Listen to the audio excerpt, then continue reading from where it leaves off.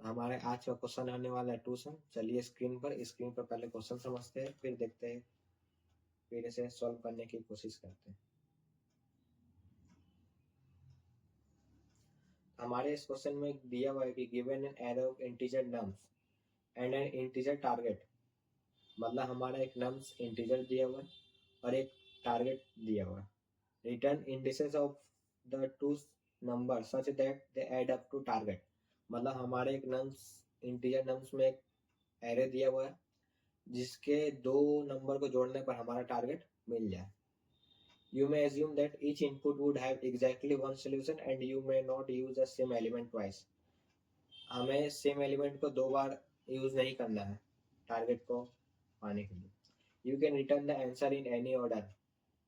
चलिए अब इसे सॉल्व करने की कोशिश करते हैं।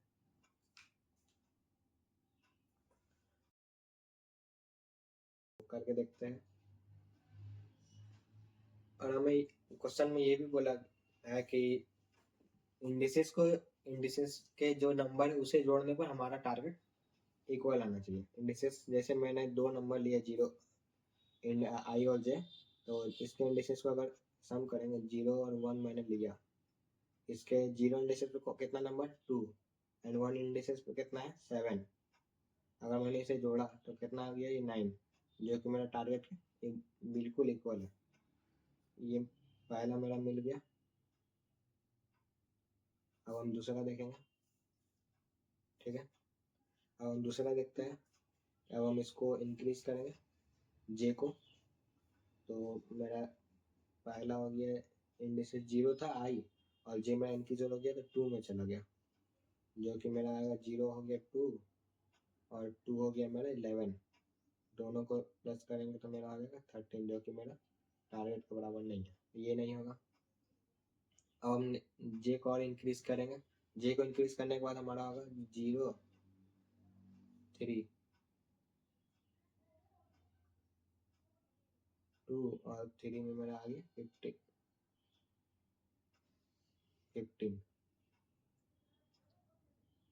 17, जो कि मेरा टारगेट के बराबर नहीं है।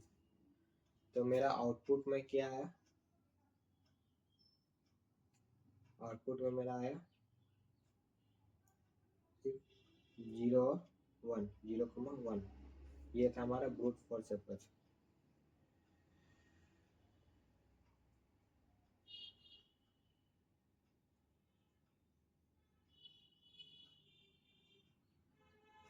Brute force approach. अब हम इसका कोड लिखने का कोशिश करते हैं।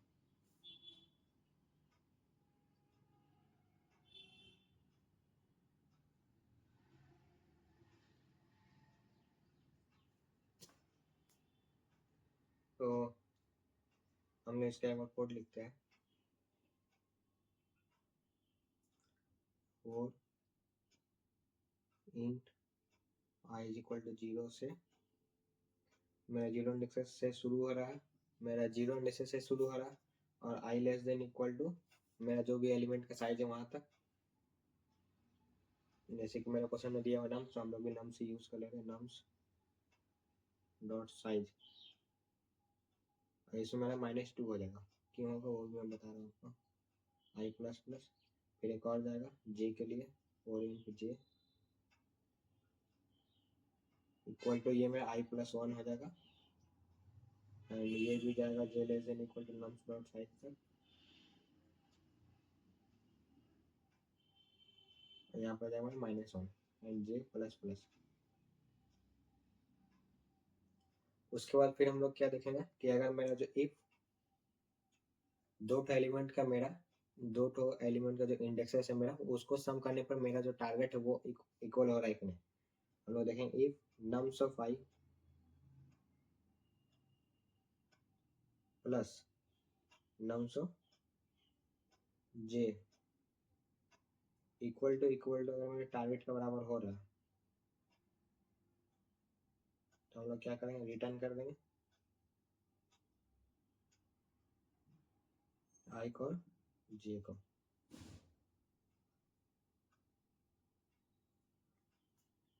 ठीक है। अब हम लोग टाइम कॉम्प्लेक्सिटी का बात कर लेते हैं। तो टाइम कॉम्प्लेक्सिटी मेरा आ जाएगा इस पर टाइम कॉम्प्लेक्सिटी मतलब होता है कि हमारा कोड कितने टाइम तक चल रहा है। अब हम लोगों ने यहाँ पर 2 बार लूप यूज किया, एक बार आई के लिए एक बार जे के लिए, तो हमारा time complexity big of n square हो जाएगा,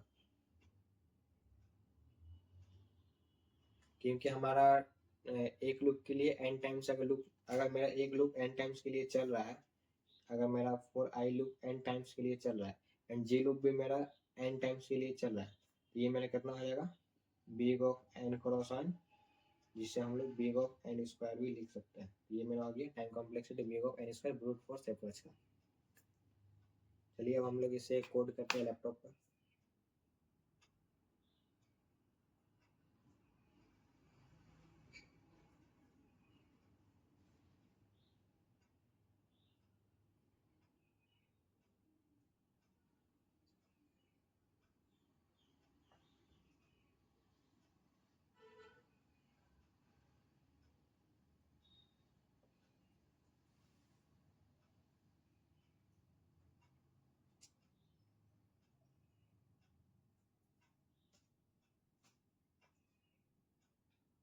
तो चलिए अब हम लोग स्क्रीन पर इसे कोड करके एक बार देख लेते हैं ब्रूट फोर्स अप्रोच का। हम लोगों ने लिखा था for int i equal to 0 से i less than equal to nums dot size of -2 and i plus plus किए थे। -2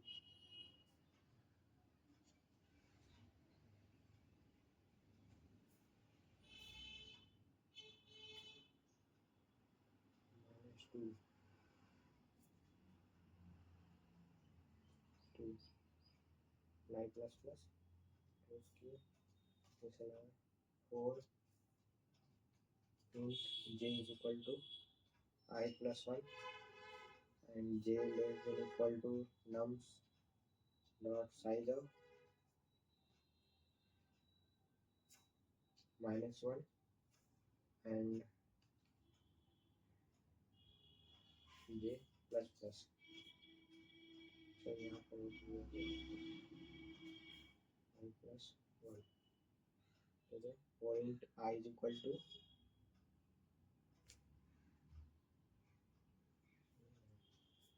point I is equal to 0, I less than equal to nums dot size of -2 I plus plus, फिर and j is equal to I plus 1, j less than is equal to nums dot size of -1 j plus plus, and फिर जाएगा मेरा if अगर मेरा nums of I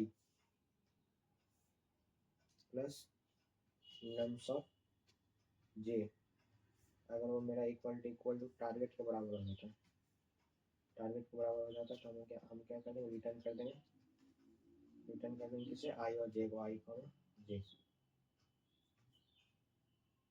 हम लोग इसे एक बार रन करके देख लेते हैं।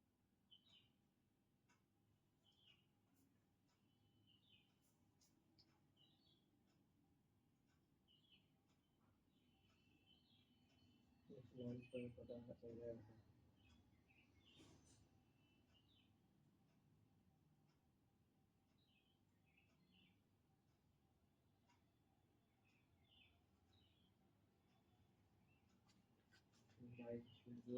and size of -2 I plus plus।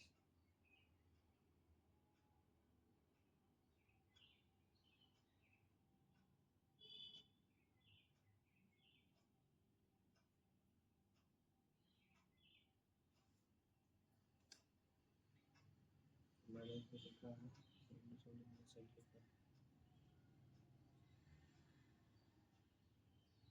non-void function does not return a value in all control path।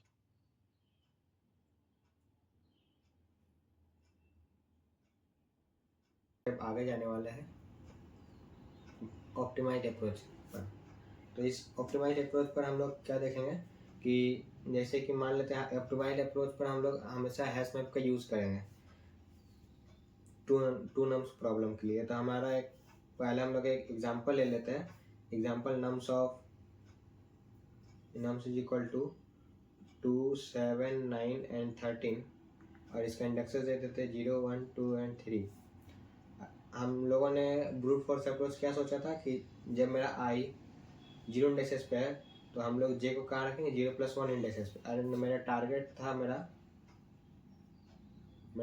9। तो अगर हम ब्रूट फोर्स अप्रोच के हिसाब से देखें तो हम लोगों ने पहले एक आई पर रखेंगे, उसके बाद जो एलिमेंट हो वो सारे एलिमेंट को चेक करते जाएंगे एक एक बार करके। 0,1 मेरा आउटपुट आया था, जिसका 0 मेरा टॉप पर था और 1 मेरा 7 पर था। मेरा 9 जो मेरा टारगेट के बराबर हो गया था 9। अब हम लोग देखते हैं कि हैश मैप होता क्या है। हैश मैप में हम लोग की और वैल्यू को स्टोर करते हैं। जैसे की और वैल्यू, मान लीजिए की और वैल्यू को हम लोग क्या करते हैं, स्टोर करते हैं। की हमारा हो गया नंबर ऑफ एरे का एलिमेंट, एंड वैल्यू मेरा हो गया इंडेक्सेस। अब मैं एक रियल लाइफ एग्जांपल आपको बताने वाला हूँ। जैसे कि आप मान लीजिए कि आप कोई किसी डायरी पे आप कुछ लिख रहे हैं। मान लीजिए आप यही एलिमेंट लिख रहे हैं कि हमारा 2 0 इंडेक्सेस पे है, 7 1 इंडेक्सेस पे है, 9 2 इंडेक्सेस पे है, 13 4 इंडेक्सेस पे है।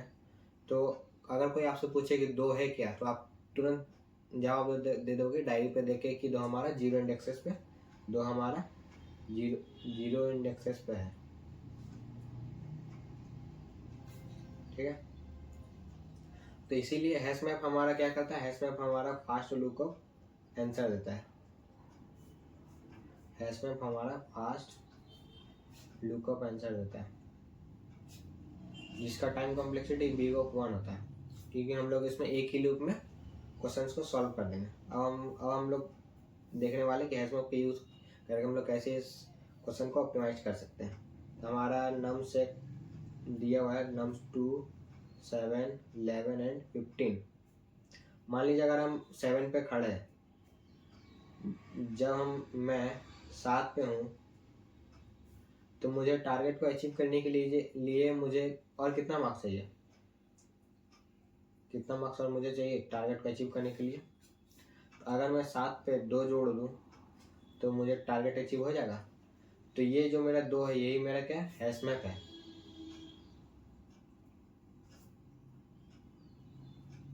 यही मेरा क्या हैश मैप है। अब मान लीजिए एक एग्जांपल ले लेता हूँ मैं। Nums of 2 7 11 15, 0 indexes 1 2 3। अब मैं 2 को आई पे रखा हूँ, 0 इंडेक्सेस को मैं आई पे रखा हूँ, और मेरा टारगेट कितना है 9।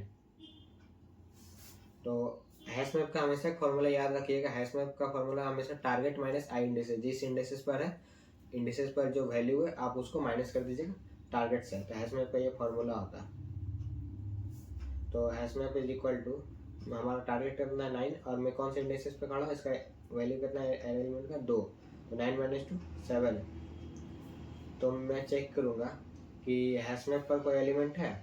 हैश मैप तो अभी मेरा खाली है, तो जो मैं अभी आई पर जहाँ पर मैं खड़ा था, मैं उस एलिमेंट को विथ इंडिसेस उसे हैश मैप पर स्टोर कर दूंगा। तो मैंने 2 को 0 इंडिसेस के साथ स्टोर कर दिया। अब मैं आई को +1 से इंक्रीज करूँगा। तो आई को +1 से इंक्रीज किया, तो अब फिर से मैं फार्मूला पर बैठाऊंगा जो मैंने हैश मैप का था। तो मेरा टारगेट कितना है 9, और मैं अभी 7 पे हूँ, तो मेरा कितना है 2 आया 2। अब मैं इसे हैश मैप पे चेक करूँगा कि 2 मेरा है या नहीं हैश मैप पे। 2 मैंने जैसे चेक किया मैप पे, तो 2 मेरा ऑलरेडी हैश मैप पर है। अगर मेरे 2 ऑलरेडी अगर मुझे मिल जा रहा है, तो मैं डायरेक्ट आंसर रिटर्न कर दूंगा। तो मैं डायरेक्ट आंसर रिटर्न कर दूंगा hash map element, hash map में जो एलिमेंट है प्लस जिस पर मैं अभी आई इंडेक्सेस जिस पर मैं अभी हूँ, वो दोनों का मैं इंडेक्सेस को रिटर्न करूँगा, ना कि एलिमेंट के एरे को। तो जो मेरा हैश मैप पर था उसका इंडेक्सेस हमेशा 0 है, और जो मैं जहाँ पर मैं आई पर था उसका एलिमेंट का इंडेक्सेस 1 है। तो 0,1 ये मेरा आ गया। हम लोग हमेशा इंडेक्सेस को रिटर्न करें। एक और इम्पॉर्टेंट रूल आता है, पहले चेक करो फिर स्टोर करो। पहले हम लोग हैश मैप पे चेक करेंगे, अगर एलिमेंट रहा तो हम लोग डायरेक्ट आंसर रिटर्न कर देंगे, अगर नहीं रहा तो हम लोग उससे स्टोर करेंगे। अब हम लोग C++ कैसे कोड लिख कर देखते हैं। हम लोग हमेशा हैश मैप में अनऑर्डर्ड मैप का यूज़ करेंगे।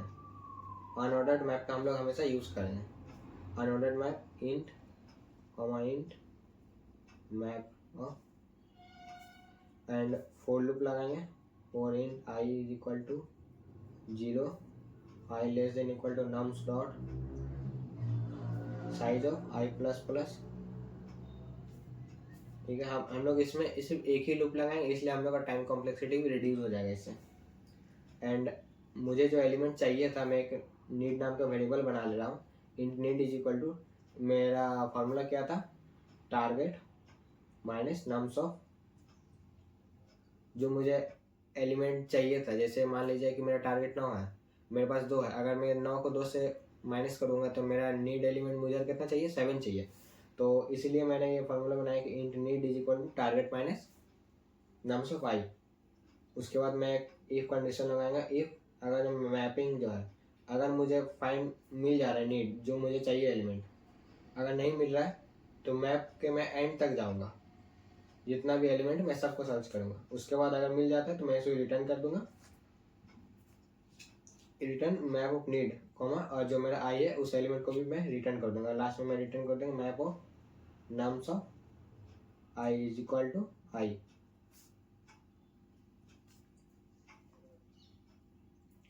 ये हमने ऑप्टिमाइज्ड अप्रोच किया। अब चलिए हम लोग इसे स्क्रीन पर कोड करके चेक कर लेते हैं।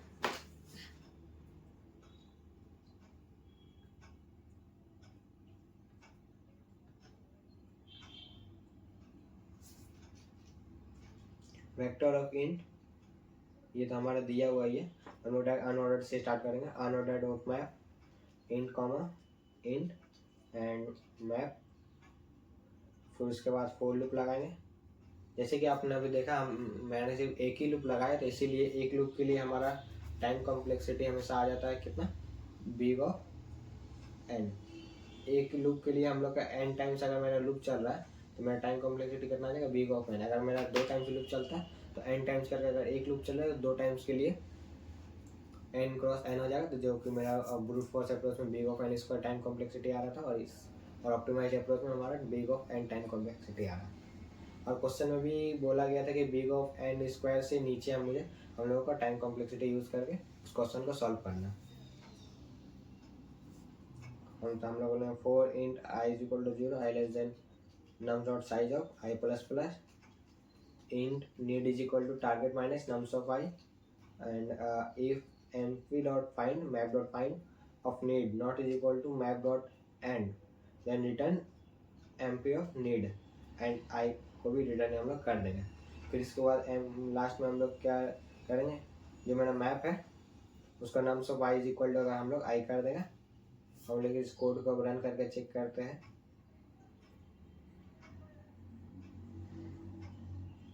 जैसे कि आप देख सकते हैं हमारा दोनों टेस्ट केस पास हो गया है।